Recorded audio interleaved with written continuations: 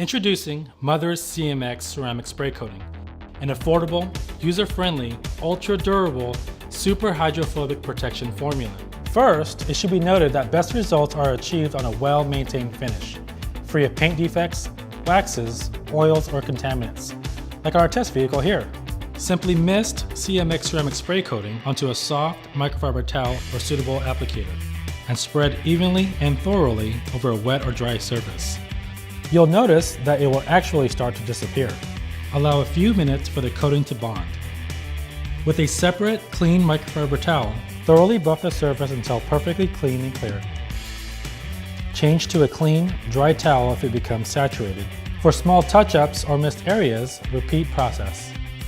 For increased depth, durability, and protection, additional layers, also known as stacking, can be applied.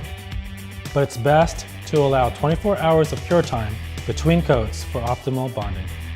We recommend laundering your towels and applicators immediately to keep CMX ceramic spray coating from drying and subsequently bonding to your towel.